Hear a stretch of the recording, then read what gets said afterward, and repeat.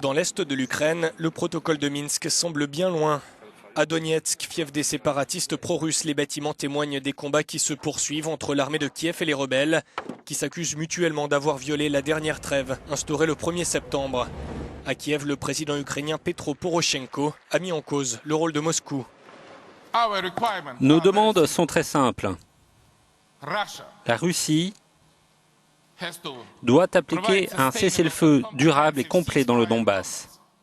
Ces dernières 24 heures, alors qu'on nous a promis un cessez-le-feu, nous avons subi 30 bombardements, dont des pilonnages d'artillerie et de mortiers.